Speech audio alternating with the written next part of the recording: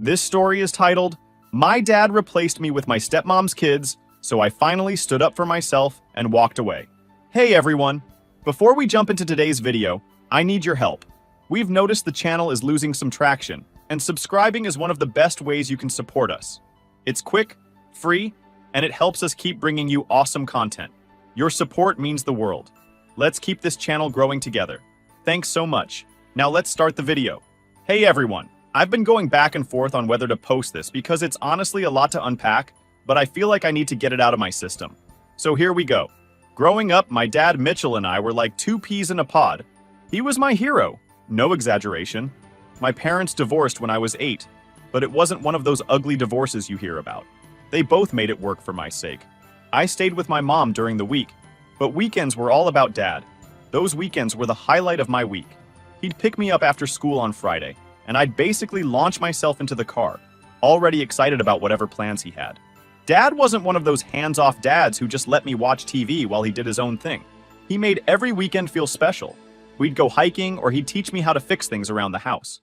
Sometimes we'd just chill, watching documentaries because he knew I loved learning random trivia. And he was always telling me how proud he was of me. Like, always. If I aced a test or did something small like win a spelling bee, he'd look me in the eye and say, "You're my smart, strong girl." Those words meant everything to me. For a long time, I thought nothing could ever come between us. But when I turned 13, things started to change. That's when Dad met that woman named Camille. At first, I didn't mind her at all. She was bubbly and friendly, always asking me about school or my favorite books. She had 2 kids from her previous marriage, Evan, who was 12, and Maddie, who was 10. They seemed nice enough, and for a while, I even thought it might be cool to have siblings. Then they moved in. That's when everything started to shift. Camille quit her job not long after, saying she wanted to focus on family life. I didn't think much of it at the time, but it meant Dad had to take on extra hours at work to support everyone. He started coming home later and later, and when he was home, all his attention went to Camille and her kids. I tried to adjust. I told myself it was just a new family dynamic, and things would settle down eventually. But the more time passed, the more I realized that settling down just meant I was slowly becoming invisible. Dinners were all about Evan's baseball games, or Maddie's ballet recitals. I'd mentioned something I was excited about, like the science fair project I'd worked my butt off on. And I'd get a polite, "That's great, sweetie," before the conversation shifted back to them. It wasn't just the small stuff, though. Camille's kids always seemed to come first, no matter what. I remember one summer I really wanted to visit my grandparents, Dad's parents. It was something we did every year, and I looked forward to it. But Camille suggested we go to a theme park instead because Maddie had never been to one. Guess whose plans got scrapped? Yep, mine. But things started to get upgraded during my junior year of high school.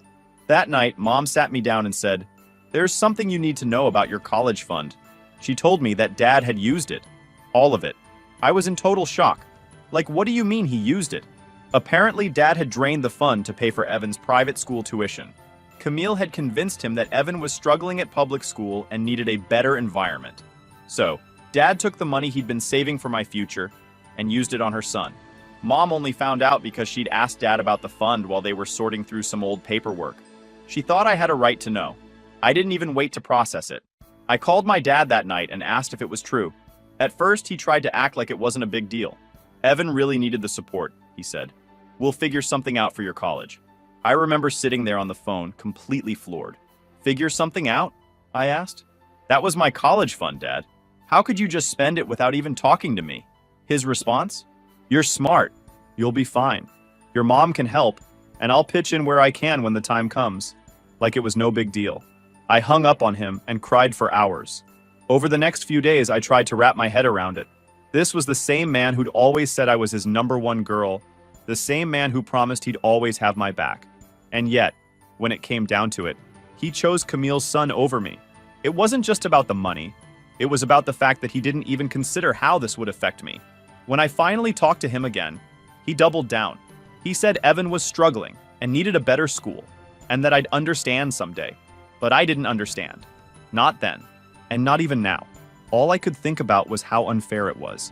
He'd promised that money was for my education, and now it was gone. A few months later, as if draining my college fund wasn't bad enough, I found out Dad had bought Evan a brand new SUV for his 18th birthday. My stomach dropped when I heard. I doubted if he was the same one who told me he couldn't afford to help with my tuition. Yet somehow he had the money to splurge on a luxury car for Camille's son. I could clearly see how much Evan was struggling. After that, our relationship shifted. I didn't see him the same way anymore. Every time I went to his house, I felt like I didn't belong there. Camille would make little comments about how I didn't visit often, but when I did, it was the same story. Dinner conversations revolved around Evan and Maddie, and any attempt I made to talk about my own life was brushed aside. It wasn't just the college fund. It was a pattern. Dad missing my school events because Maddie had a recital. Family vacations being planned around their schedules. Every decision he made seemed to prioritize them over me. By the time senior year rolled around, I'd stopped expecting much from him. I still saw him occasionally, but it felt more like an obligation than something I wanted to do. The man who used to make me feel like the most important person in the world had made it clear where I stood in his new family dynamic, and it wasn't at the center. So my relationship with Dad felt more like a chore than anything else. Every visit, every conversation, it all felt forced, like we were just going through the motions. I'd stopped expecting much from him after the whole college fund thing, but the way things played out over that year showed me just how far down the totem pole I'd fallen in his life. I didn't cut him off completely, though. I kept visiting on weekends once in a while, mostly because Mom encouraged me. "He's still your father," she'd say, like that made everything okay. But every time I stepped into that house, it felt like I was a guest in someone else's home. Camille and her kids had completely taken over. One weekend I showed up and immediately regretted it. The second I walked through the door, Camille started in with, "Oh, look who finally decided to grace us with her presence." She said it with this fake smile, but her tone was anything but playful. I just laughed it off, but inside I was fuming. I mean, really? I'm the one making an effort to visit. And that's what I get? Dinner that night was exactly what I expected. Camille spent half the meal talking about how Maddie's dance recital was coming up and how stressful it was for her to juggle everything. Evan chimed in about his baseball tryouts, and of course, Dad was completely engaged, nodding along and asking questions. I sat there, trying to find a moment to jump in and share something about my own life. When I finally mentioned that I'd been accepted to a few colleges, Camille barely let me finish, before turning the conversation back to Maddie's rehearsal schedule. Dad didn't even notice. Or if he did, he didn't care. I sat there, staring at my plate, wondering why I even bothered. It wasn't just the family dinners, though. It was everything. Camille had this way of making me feel like an outsider, without ever being outright rude. Like when she'd plan family outings without even asking if I wanted to join. I'd hear about it after the fact. When Maddie or Evan would casually mention how much fun they had at the zoo or the movies or wherever. One time, I overheard them talking about a camping trip they were planning for the weekend. When I asked Dad about it, he just shrugged and said, "Oh, I didn't think you'd be interested." Like, really? We used to go camping all the time. It was our thing. But now, it was like I didn't even exist. The worst part was how normal it all seemed to them. Camille acted like I was some distant relative popping in for an occasional visit, not Dad's actual daughter. And Dad just went along with it, like this was the way things were supposed to be. I tried talking to him about it once, but he brushed me off. "You're overthinking it," he said. "You've got your own life now. You don't need to be here all the time." Maybe he was right. Maybe I didn't need to be there. But that didn't mean it didn't hurt. By the time spring rolled around, I'd started to check out emotionally. I still visited occasionally, but I kept my walls up. I'd sit through dinner, nodding and smiling at the right moments, but I wasn't really there. It was like I'd become a spectator in my own family, watching from the sidelines while they went on with their lives. One weekend, I decided to test the waters and see if Dad even noticed how disconnected I was. I barely said a word during dinner, just nodded along while they talked about Maddie's upcoming recital and Evan's baseball games. Dad didn't say anything to me the entire meal. Not one question about school, my college plans, or anything else going on in my life. Camille, of course, filled the silence with her usual chatter about how hard it was to juggle everything with 2 kids, as if I wasn't sitting right there, also his kid.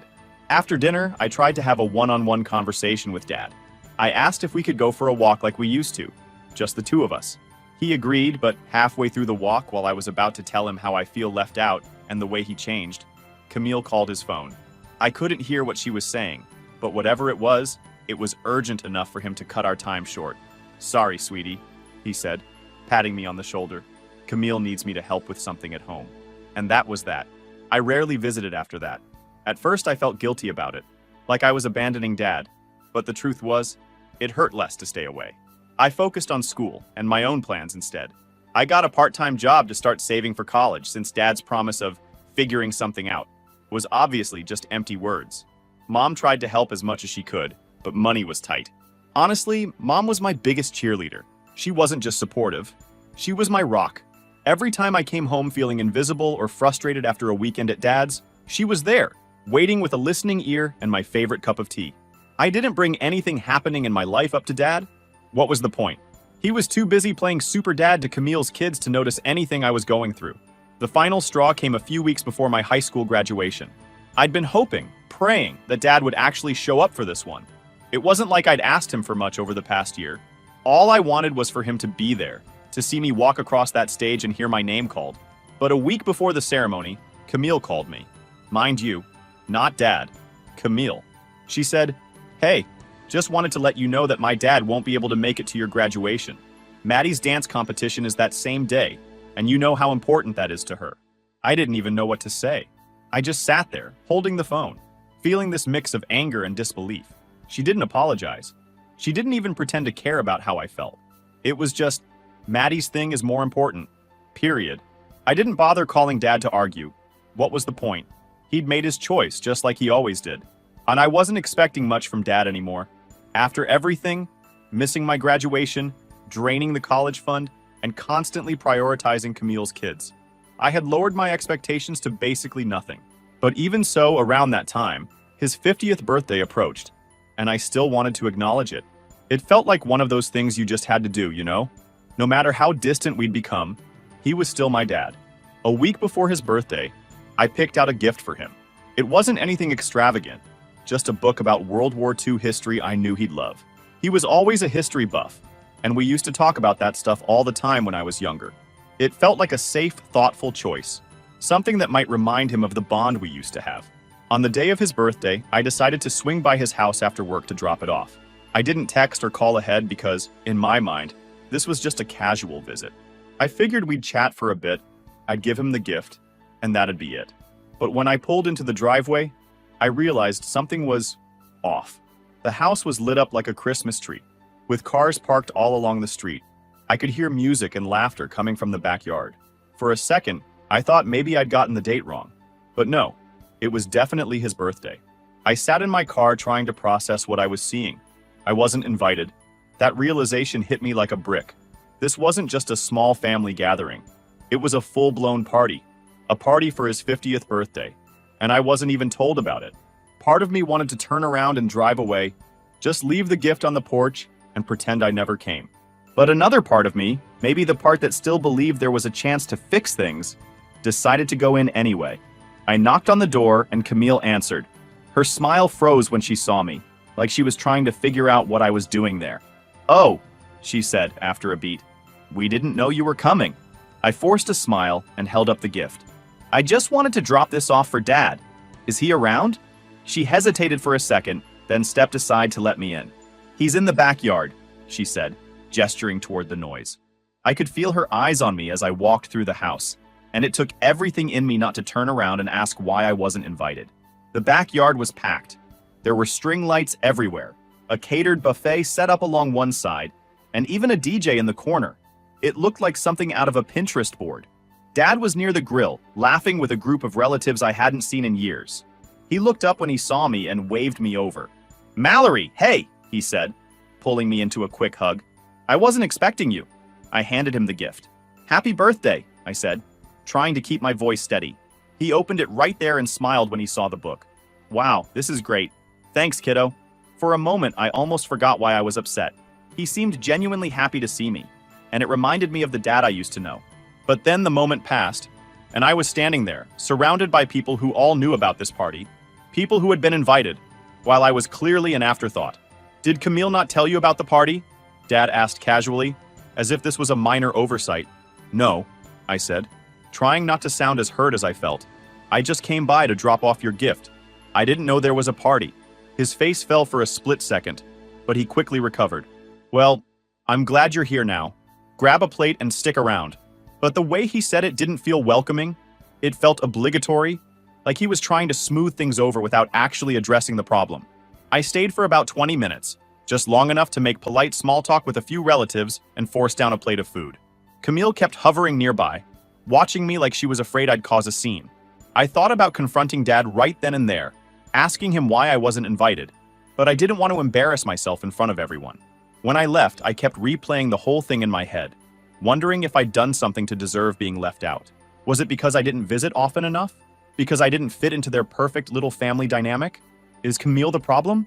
But no matter what the reason was, I was already an outsider in my own father's life. For days afterward, I felt this heavy weight in my chest. I couldn't focus on school, couldn't concentrate at work. Every time I thought about the party, I felt this mix of anger and sadness that I couldn't put into words. It wasn't just about the party, it was about everything. The college fund, the missed graduation, the constant favoritism. This party was just another reminder that I wasn't a priority in his life. I tried to push it aside, to tell myself it didn't matter. But it did. It mattered a lot. I didn't call Dad after that, and he didn't call me either. Weeks went by, and the silence between us grew louder and louder. I thought maybe he'd reach out to apologize, to explain why I wasn't invited, but he never did.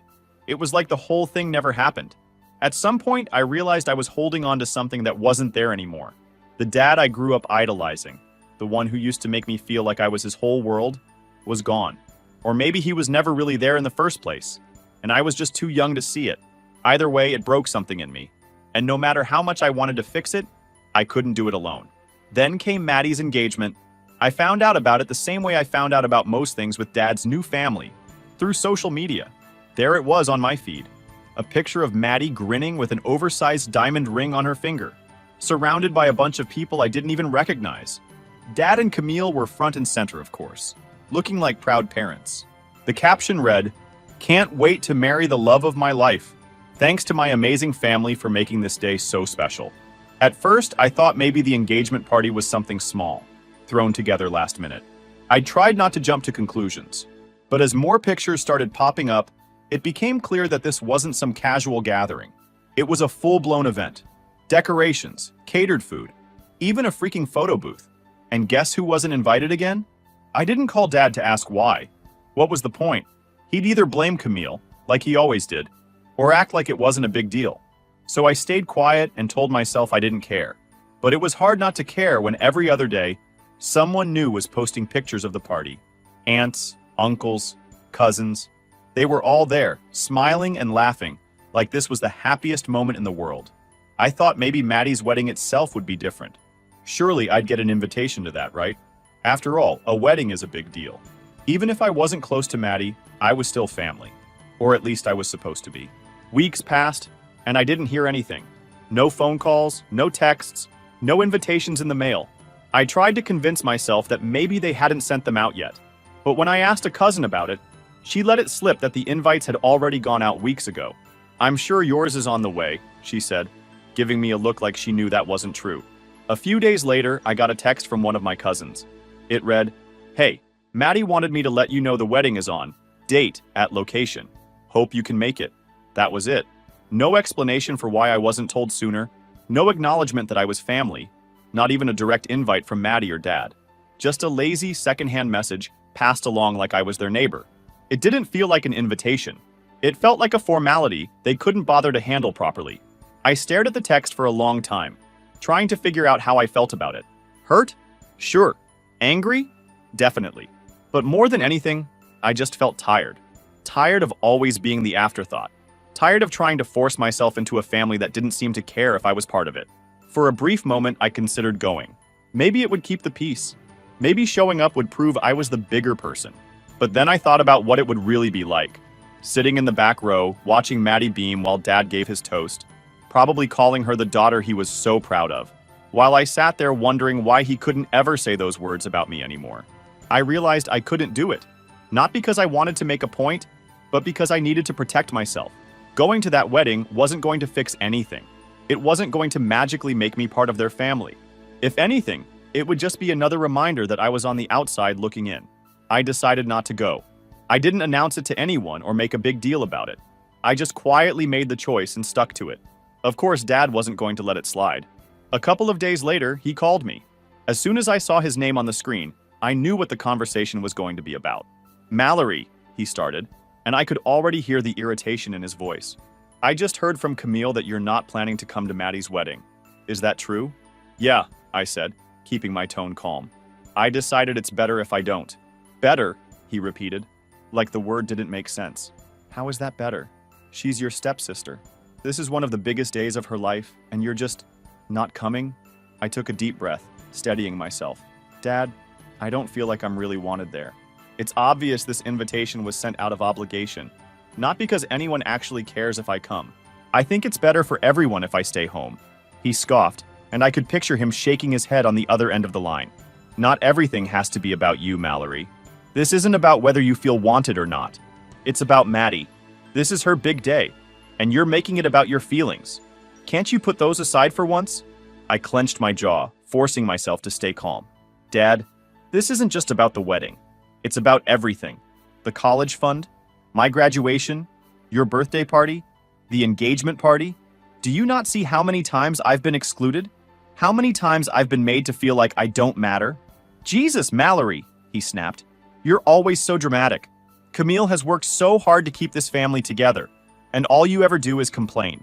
Maybe if you tried being more supportive, things wouldn't feel so tense. Supportive? I repeated, my voice rising. You're telling me to be supportive when I've been left out over and over again? You spent my college fund on Evan. You missed my graduation for Maddie's recital. You didn't even invite me to your birthday party, and now you're telling me I'm the one who isn't supportive? That's not fair, he said quickly, but I could hear the guilt creeping into his voice. You know it's not like that. Really? Because it feels exactly like that, I said. It feels like you've chosen Camille and her kids over me every single time. And the worst part is, you don't even care how much it's hurt me. There was a long pause, and for a moment, I thought he might actually apologize. But instead, he sighed and said, Look, I don't have time for this. You're either coming to the wedding or you're not. Just know that if you don't, it's going to cause problems. Maddie will be upset, Camille will be upset, and I really don't want to deal with that. Then don't, I said, my voice sharp. Deal with your perfect little family and leave me out of it. I hung up before he could respond. The days leading up to the wedding were harder than I expected. I tried to focus on school and work, but my mind kept drifting back to that conversation. I replayed his words over and over, trying to figure out where I went wrong. Was I really being selfish? Dramatic? Was it too much to want to feel like I mattered? On the day of the wedding, I stayed home. I turned off my phone and tried to distract myself with a book, but I couldn't focus. I kept picturing Dad standing up to give a speech, talking about how proud he was of Maddie, and the thought made my stomach twist. A few days later, I found out through a cousin that Camille had been bad-mouthing me at the reception. She told anyone who would listen that I was jealous of Maddie and didn't care about family. It hurt, but honestly, it wasn't surprising. Camille had been painting me as the villain for years. What did surprise me was that some people believed her. I got a couple of texts from extended family members saying they were disappointed in me for missing the wedding, like I'd committed some unforgivable sin. I didn't bother replying. I knew there was no point trying to explain myself to people who had already made up their minds. At that point, I realized I couldn't win. No matter what I did, I'd always be the bad guy in their eyes. If I stood up for myself, I was dramatic. If I stayed quiet, I was unsupportive. And if I walked away, I was selfish. Something had to change. I couldn't keep bending over backward for people who didn't even want me around. I tried to move on after Maddie's wedding. I stopped waiting for calls or texts from Dad and started focusing on my own life instead. But then, a few months later, I found out through a cousin about another family event. This time, it was a backyard barbecue at Dad and Camille's house. A big one, with extended family invited. Apparently, it was meant to be a celebration for Evan graduating from college. And as always, I wasn't invited. I'd love to say I was surprised. But at this point, it was just par for the course. Still, hearing about it secondhand stung. Especially since Evan's graduation was apparently such a big deal that they were throwing a full-blown party, while my own graduation barely warranted a passing mention. I tried to let it go. What was the point of dwelling on it? But as the days went by, the anger started bubbling up. Why did they get to keep pretending like I didn't exist? Why did Dad get to play the role of a proud, devoted parent while completely ignoring the damage he'd done to our relationship? It's not like I did something to them that makes them always leave me out. I wasn't going to let them get away with it this time. I had enough of being pushed on the side, and I wanted to throw everything in their faces. The day of the barbecue, I got in my car, drove to their house, and walked straight up to the front door. I didn't knock. I didn't hesitate. I just opened the door and stepped inside. The sound of laughter and music spilled out from the backyard, and for a moment I stood there, taking it all in. The house was packed. It seemed like most of the family was there. Relatives I hadn't seen in years. People who hadn't so much as texted me but somehow showed up for this celebration. I could hear voices calling out congratulations, laughter echoing through the walls, and the faint clink of glasses. Camille was the first to notice me. She was walking through the living room with a tray of drinks when she spotted me by the door. Her face froze in surprise before twisting into that fake, sugary smile I knew all too well. "Well, look who decided to show up," she said, setting the tray down on the table. "Did you finally remember where your father lives? Or did your mother teach you another trick to get attention?" That hit me like a slap. She had always been passive-aggressive, but this was different. She wasn't even trying to hide her disdain. "Excuse me?" I said, my voice shaking. "Oh, don't play innocent," she snapped, her smile disappearing. "You've always been like this. Selfish, dramatic, just like your mother. She's the one who taught you how to act like the world revolves around you."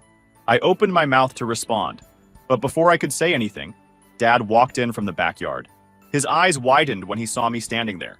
"Mallory, what are you doing here?"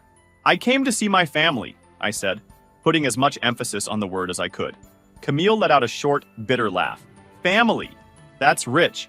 Coming from someone who skips her stepsister's wedding and can't be bothered to pick up the phone."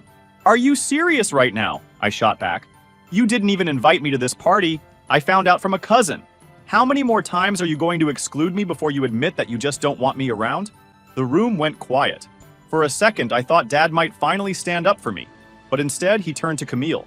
"What's going on here?" he asked, his tone sharp. "What's going on is that your daughter decided to barge in and make a scene," Camille said, crossing her arms. I couldn't believe what I was hearing. "Make a scene?" I repeated. "I wouldn't have to make a scene if you treated me like I mattered, instead of constantly putting Evan and Maddie first." Dad turned to me then, his face hard. "That's enough, Mallory. You don't get to come into my house and disrespect my wife like this." "Your wife?" I snapped, the anger boiling over. "She's the one disrespecting me. She's been doing it for years, and you just stand there and let her." "Don't blame me for your problems," Camille said, her voice dripping with venom. "You've been nothing but a thorn in this family's side. You're bitter because you can't stand that my kids are more successful than you." That did it. I wasn't going to let her rewrite the narrative. I laughed bitterly. "You mean Evan, who had my college fund handed to him on a silver platter? Or Maddie, who's had everything handed to her while I've been busting my ass to get through school? Let's not pretend this is about success. This is about you trying to erase me from my own family." Dad stepped in then, raising his voice. "Mallory, stop. You're embarrassing yourself." "No, Dad," I said, my voice breaking. "I'm embarrassing you. That's what this is really about, isn't it? You don't like it when I point out the truth. You don't like being reminded of how much you've let me down." His face darkened, and for the first time, I saw just how deep his loyalty to Camille ran. "You don't know what you're talking about," he said coldly. "Camille has done more for this family than you ever have. If you can't accept that, then maybe you should get out of here." Gasps and murmurs rippled through the room. A few family members glanced at each other, awkwardly shifting in their seats. My Aunt Denise, one of the few relatives who had always been kind to me, looked shocked, her mouth slightly open as she leaned closer to whisper something to her husband.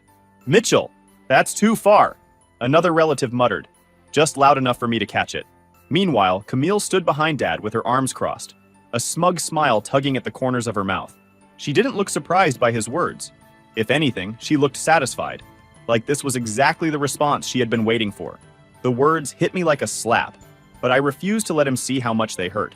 Instead, I reached into my bag and pulled out the legal papers I'd been holding onto for months. "Fine," I said, my hands shaking as I shoved the papers into his chest. "If I don't belong here, then you can deal with this. It's a formal claim for the college fund you stole from me. Maybe Evan's private school and his shiny new SUV were worth it, but I'm not letting you get away with it anymore." The room went silent. Camille's mouth opened and closed like a fish, and Dad just stared at the papers, his face pale. "You want to talk about family," I said, my voice rising. "Family doesn't steal from each other. Family doesn't treat their own like strangers. You've been nothing but a puppet for Camille, and I'm done pretending otherwise." Without waiting for a response, I turned and walked out the door. Behind me, I could hear the murmur of voices rising as the chaos I'd caused sank in. For the first time in years, I felt like I'd taken control of the situation, instead of letting it control me. But even as I drove away, I couldn't shake the heaviness in my chest. I had said my piece, but it didn't feel like a victory. It felt like the end of something I'd been holding on to for far too long. 2 weeks after the barbecue, Dad finally reached out. I let the call go to voicemail, but his message was exactly what I expected, full of anger and blame. "Mallory, I can't believe you're doing this," he said, his voice dripping with frustration. "You're really going to drag this family into legal drama over some money? Evan needed that school, and you've had plenty of opportunities to figure out your own way. I can't believe you'd stoop this low." I deleted the voicemail without replying. What was there to say? He didn't even try to understand my perspective or take responsibility for his actions. In his eyes, I was the villain, and Camille was probably fanning the flames as usual. A week later, I received a letter from Dad's lawyer. He was contesting my claim, arguing that the college fund had always been family money and that he had the right to use it as he saw fit. It felt horrible, but I wasn't surprised. If there was one thing I had learned over the years, it was that Dad would do anything to avoid admitting he was wrong. My lawyer, thankfully, was prepared. We had documentation proving the fund was specifically set up for my education, including old statements with my name listed as the beneficiary. It wasn't just about the money. It was about holding him accountable for years of broken promises. The legal process dragged on for months. During that time, Dad's calls became less frequent, and when he did reach out, it was never to apologize. Instead, he accused me of tearing the family apart and putting everyone in an uncomfortable position. Camille, of course, wasn't subtle about her disdain. She took to social media, posting vague but clearly targeted comments about ungrateful people who think they're entitled to everything. Meanwhile, extended family members started taking sides. Some reached out to show their support, telling me they'd seen how unfairly I'd been treated for years. Others sided with Dad, claiming I was being unreasonable and should just let it go. One aunt even called me to say, "It's just money, Mallory. Is it really worth ruining your relationship with your father?" But it wasn't just money. It was my future, my trust, and my dignity. All things Dad had trampled on without a second thought. I was done pretending that wasn't the case when the case finally went to mediation. The documentation was airtight, and every excuse he tried to offer was met with hard evidence to the contrary. At one point, he actually had the nerve to say, "I thought Mallory was smart enough to figure out college without the fund. She didn't need it as much as Evan did." The mediator shut him down immediately, pointing out that the fund wasn't his to decide how to use. It was set up for me, and using it for anything else, especially without my consent, was a clear breach of trust. In the end, Dad agreed to settle. He didn't apologize or even look at me as the terms were finalized. The agreement required him to repay a significant portion of the fund over the next few years. But the money wasn't what mattered most to me. It was the fact that, for once, he couldn't just sweep his actions under the rug and pretend I didn't exist. The fallout was immediate.